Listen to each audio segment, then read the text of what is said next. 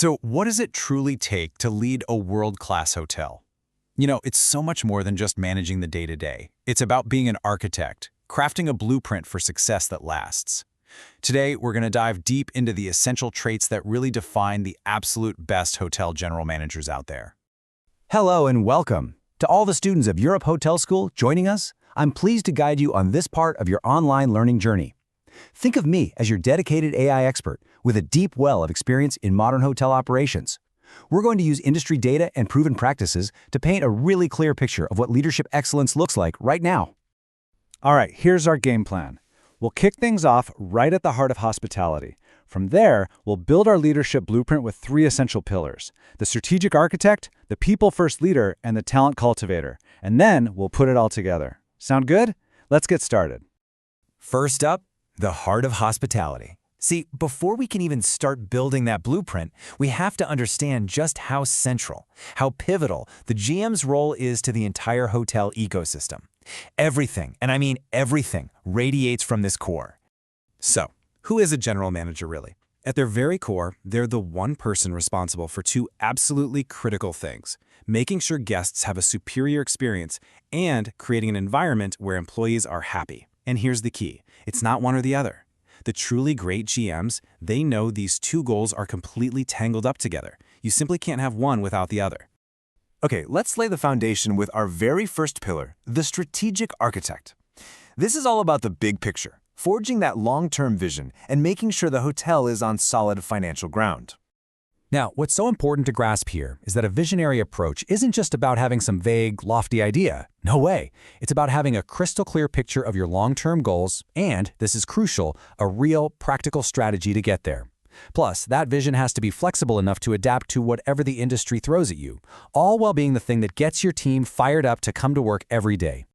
And of course, a grand vision doesn't mean much if you can't pay the bills. That's why financial acumen is completely non-negotiable. A GM is the ultimate guardian of the hotel's financial health.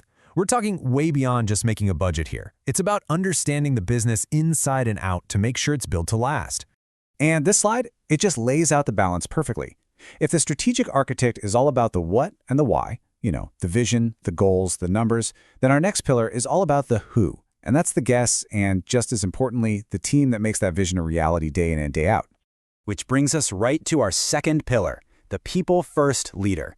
This is all about cultivating a hotel culture that doesn't just survive, but absolutely thrives. It's the real engine behind every single memorable guest experience. So, the magic ingredient here is emotional intelligence. Think about it. A GM is constantly navigating these complex human dynamics.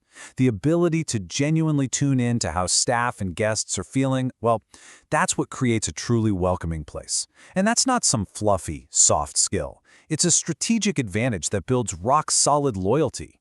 And right alongside emotional intelligence, you've got to have strong communication skills.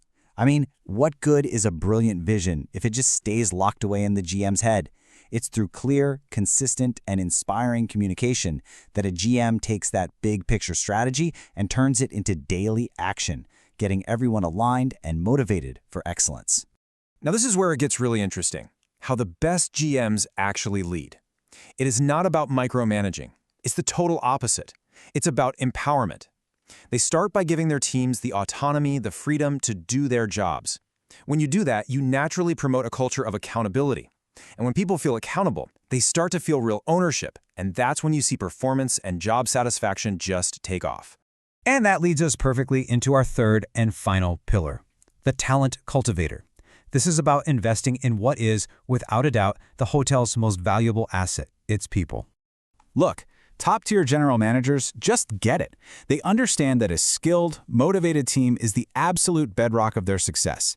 They don't look at training as just another expense. They see it for what it is, a high-return investment.